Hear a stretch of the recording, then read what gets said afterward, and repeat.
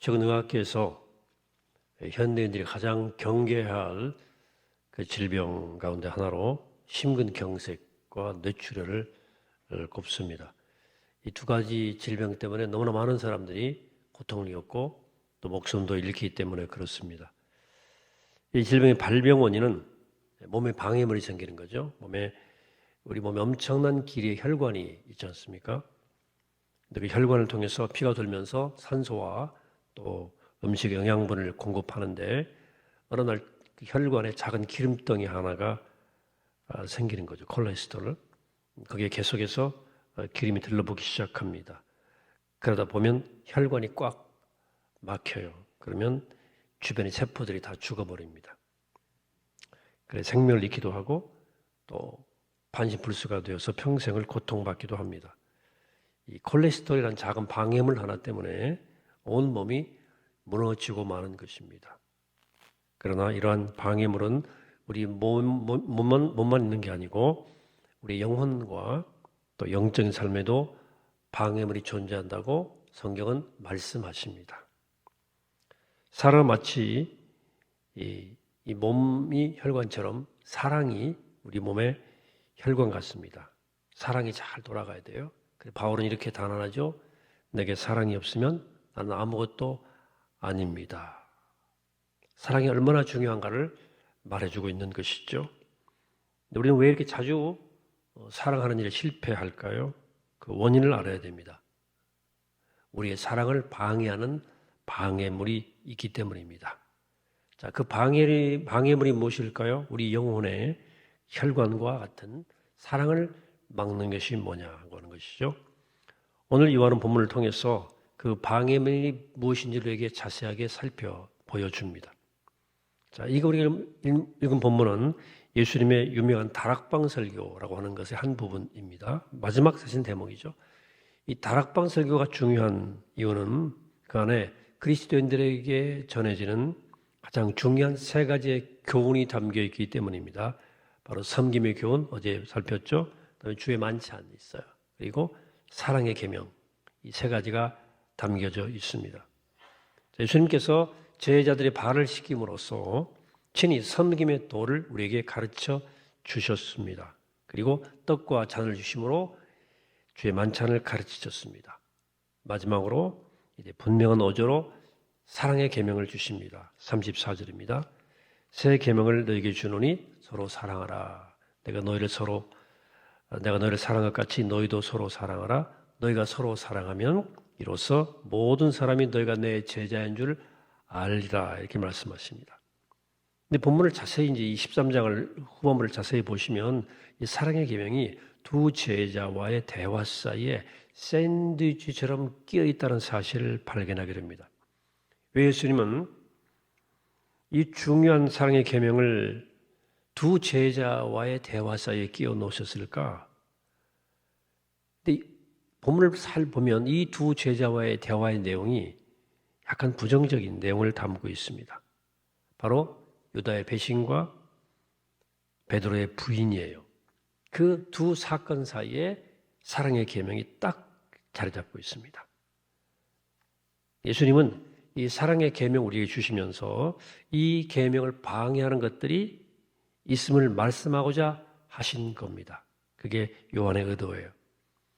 자, 사랑의 계명을 지키기 위해서 노력하는 것도 중요하지만 무엇보다 그 사랑의 계명을 방해하는 것이 무엇인지를 알아야 한다는 것을 말씀하는 거죠. 자, 먼저 가룟 유다의 삶을 통해서 예수께서 우리에게 보여주시는 사랑의 방해물은 다름 아닌 움켜진 손입니다.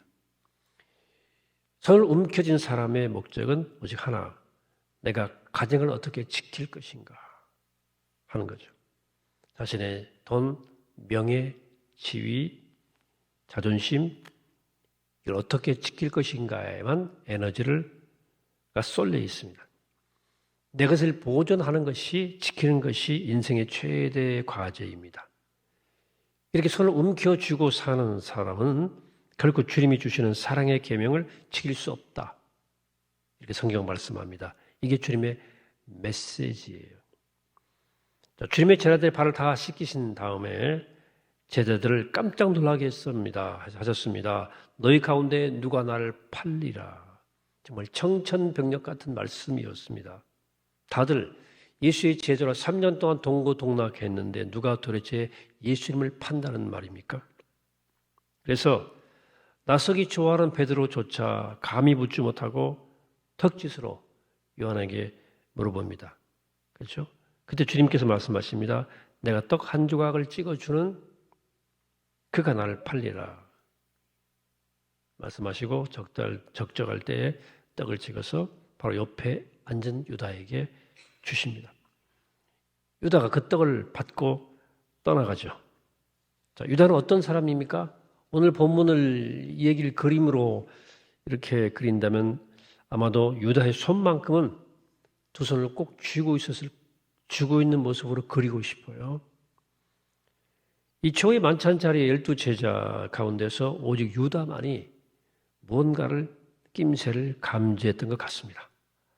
나머지 11제자는 순진했어요. 그들은 예수님이 저 로마 정부를 다 물리칠 것이라고 기대에 충만했습니다. 나라를 독립시키고 이 땅에 메시아 왕국을 건설할 것이라고 의심치 않았어요. 그래서 초의 만찬 자리에서도 누가 높은 자리를 차지할 것인가를 두고 다투었던 것입니다. 그러나 유독 똑똑했던 유다는 정세를 파악했던 거예요. 그래서 11제자는 순진하게 믿었지만 유다는 만일 예수가 실패하면 어떻게 될까? 실패할 것 같은데 하고 고민이 된 거예요. 그래 돌아가는 상황이 심상치 않았고 메시아 왕국이 결국 이루어지지 않을 것이라는 예감을 한 겁니다. 고민하던 유다는 유대교 지도자들의 편에 서기로 마음을 작정합니다. 그리고 30에 예수를 배반해서 팔아버립니다. 유다가 왜 고민하지 않았겠어요? 고민했겠죠. 많이 고민했을 겁니다. 그러나 고민만 한 거죠. 유다의 마음은, 중심은 언제나 자기 자신이었어요. 그런 손을 움켜쥐고 살았습니다. 어떤 경우에도 자기의 세계, 자기의 것을 포기할 수는 없었어요. 결국 마지막에는 그런 예수를 팔기로 마음을 먹었습니다. 자, 우리 역시 손을 움켜쥐고 살면 인생의 막다른 골목에서 고난이 왔을 때 하나님을 택하기보다도 주님을 배반하고 막다른 골목에서 주님을 배반하고 등을 돌릴 수밖에 없을 거예요. 이것이 바로 손을 움켜쥐고 사는 삶의 인생의 무서운 현실입니다. 여러분, 손을 움켜쥐고 사는 자는 내 것 지키려고 애쓰는 사람들은 결코 사랑할 수 없습니다. 사랑은 손을 편 자만이 할 수 있는 거예요. 내 유익을 생각하면서 손익을 계산하는 사람은 결코 그 누구도 진실로 사랑할 수는 없습니다. 자신의 모든 것을 내어주는 기쁨을 아는 사람만이 사랑할 수 있습니다.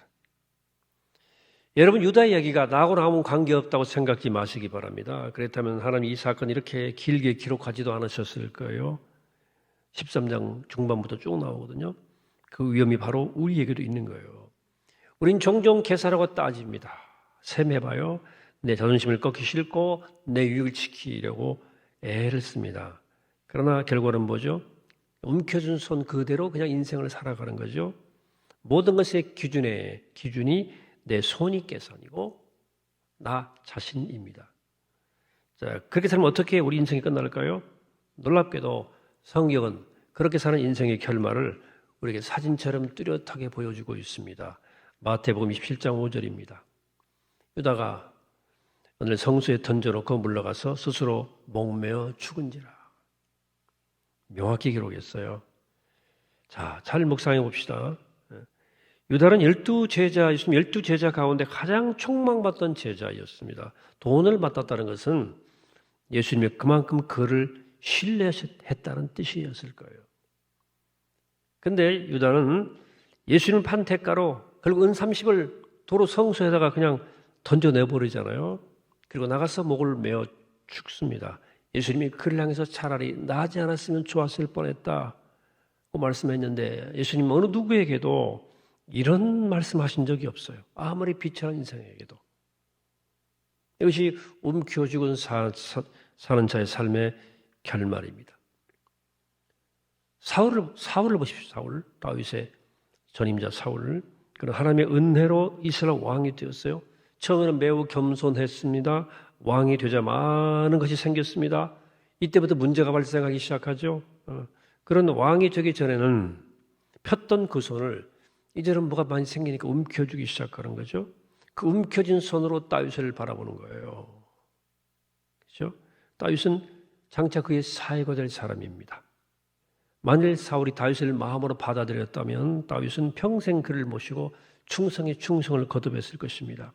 그런데 그 움켜진 손으로 내 명예, 내 권력을 지킨다는 움켜진 손으로 다윗을 바라보는 순간 더 이상 다윗은 사랑의 대상이 아닌 거예요. 경쟁자인 거예요. 질투의 대상이 돼서 자기 인생을 가로막는 인간이 되는 거예요.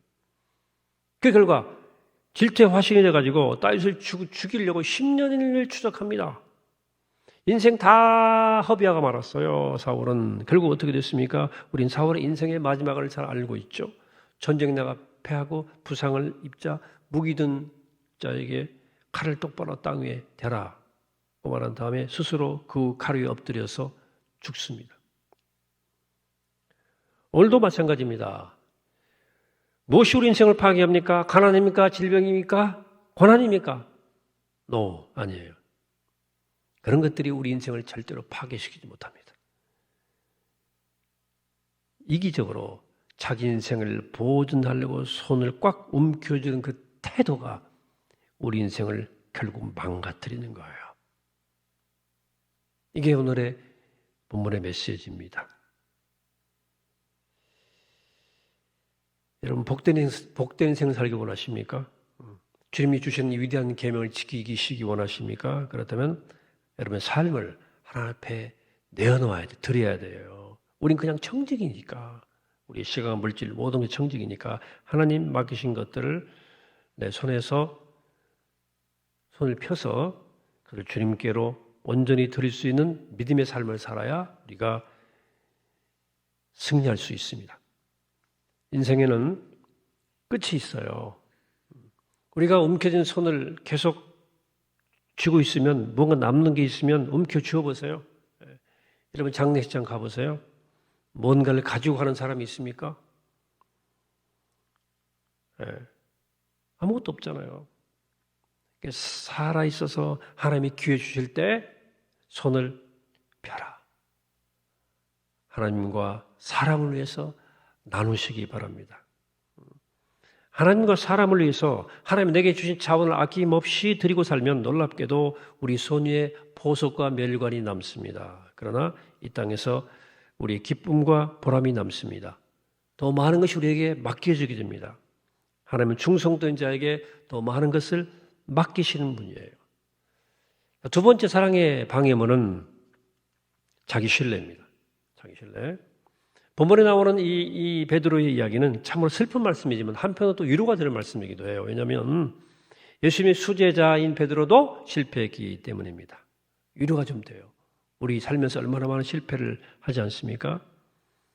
유다에 말씀하신 주님은 제자들에게 드디어 사랑의 계명을 주셨어요. 내가 너희를 사랑한 것, 그 사랑으로 너희도 서로 사랑하라. 베드로는 이 말씀을 잘 안 들었어요. 왜? 자기 생각에 사로잡혀서 누군가 예수님 판단하는 말이 그의 머리에 꽉 박혀가지고 떠나지 않습니다. 베드로 나는 절대 아니라고 생각했어요. 그래 주님께 소리를 치죠. 주여 다른 사람은 다 주를 부인할지라도 나는 주님을 부인하지 않겠습니다. 내가 죽는 데까지라도 따라가겠습니다. 주님 말씀하십니다. 오죽 닭 울기 전에 네가 나를 3번 부인하리라. 뭔 말이에요? 사랑은 아무나 하나. 아무나 할 수 있는 게 아니에요. 내 안에 선한 것이 없음을 알고 그걸 진짜로 인정하는 사람만이 할 수 있는 게 사랑이에요. 우리는 오직 하나님의 능력으로만 사랑할 수 있습니다. 내 능력으로 못해요. 베드로는 그 실패의 표본입니다. 주님은 이 사랑하는 제자의 부끄러움을 이 얘기를 자세하게 사복음서에 기록해 놓으셨어요. 이 저자들은 왜? 우리에게 교훈을 주시기 위함이에요. 우리 역시 베드로처럼 성격이 급해서 막 설치고 나서지 않을지를 몰라도 마음속에 보면 나름대로 자신만만한 게 있어요. 우리가 복음의 능력을 삶에 가져오지 못하는 이유는 딱 하나입니다. 자아예요, 자아. 내 힘으로 사랑할 수 있다고 생각하는 착각하는 자아를 말합니다. 그렇죠? 네 모든 문제의 원인은 내가 아니에요. 다른 사람이라고 생각을 해요. 환경이 문제였다고, 운이 나빴다고, 다른 사람들의 문제지 나에게는 문제가 없다고 생각해요. 이것이 베드로의 문제이자 우리들의 문제입니다. 베드로는 그때까지도 자신이 얼마나 형편없는 존재인지를 깨닫지를 못했어요. 베드로의 문제는 다름 아닌 자신의 힘을 과신했다는 것입니다. 그런 하나님의 은혜의 필요성을 망각했던 사람이 순간순간 망각해요. 오늘도 교회 안에도 그런 사람들이 얼마나 많은지 모릅니다. 복음을 그저 죽어서 천국 가는 어떤 보험 정도로만 생각하는 거죠. 여러분, 십자가의 복음은 그런 게 아니에요. 로마서를 보세요. 갈라디아서를 읽어보십시오. 잘 묵상하세요. 복음은 우리의 육신이 얼마나 철저히 무기력한지 타락했는지를 말해줍니다. 그래서 십자가 앞에 나아가 자신을 다 내려놓는 거예요. 나는 할 수 없다고 손 항복 딱 하는 거예요. 딱 나를 던져버리는 거예요, 십자가 앞에. 왜? 우리 육신 가지고는 무엇도 이룰 수 없습니다. 우리가 이룰 수 있었다면 하나님의 아들이 이 땅을 창조하신 성자 하나님이 십자가에 자기 목숨을 왜 던지셨겠습니까? 그럴 필요가 없었을 거예요.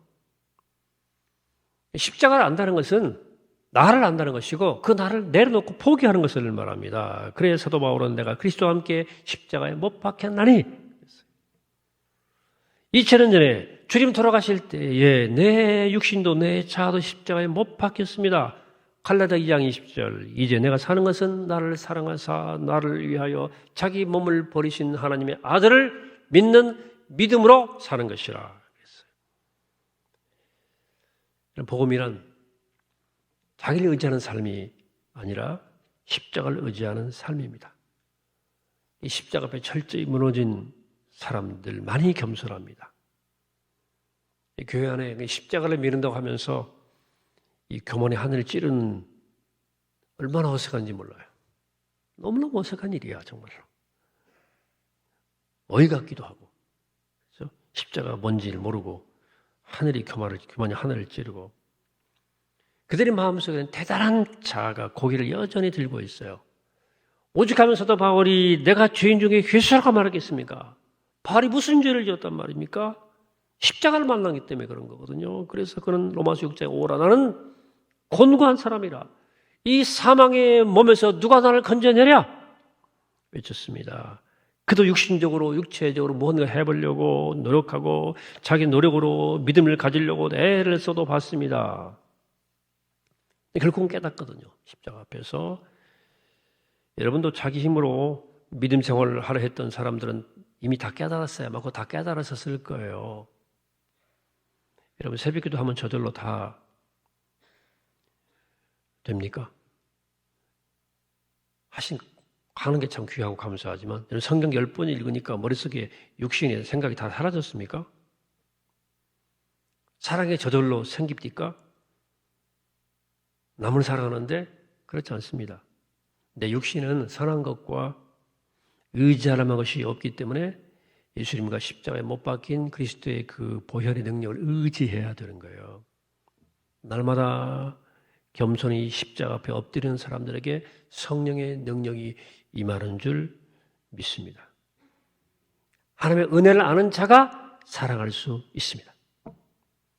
하나님의 나를 향해서 부어주신 그 놀라운 사랑이 내 안에 가치를 창조한 것임을 믿는 자만이 사랑할 수 있습니다. 여러분 기억하십시오. 새 계명을 너에게 주노니 서로 사랑하라. 내가 너희를 사랑한 것처럼 너희도 서로 사랑하라. 이 사랑을 가슴에 받고 대상과 자격과 신분을 초월해서 끝까지 포기하지 않는 그 사랑은 움켜쥔 손을 펴고 하나님의 능력을 의지하고 살 때 가능한 길이다. 이 두 가지의 방해물을 잘 제거하십시오. 움켜쥔 손, 자기 과신이 아닌 주님의 말씀에 순종하는 마음으로 손을 펴고 주의 말씀 앞에 의지해 주님 의지해서 나마나 사랑의 계명을 잘 순종하며 살아가는 복된 여러분 되시기를 주의 이름으로 간절히 축원합니다. 하시겠습니다. 거룩하시고 자비로우신 아버지 하나님, 오늘 주님의 귀한 말씀을 듣게 하심을 감사합니다. 저희들 주님의 생명의 말씀, 주님의 생명의 능력, 사랑을 방해하는 것들 묵상했습니다. 유다와 베드로에게 있었던 두 가지의 방해물, 하나님 은폐진 손과 자기 과신 우리가 다 버리게 하시고 오직 주만 바라보고 오직 주만 의지하며 주님처럼 그렇게 사랑의 삶을 살 수 있도록 움켜진 손을 펴고 하나님 능력을 의지해서 살아갈 수 있도록 우리를 축복하여 주옵소서. 감사드리옵고 우리를 구원하신 예수 그리스도 이름으로 기도하옵나이다. 아멘.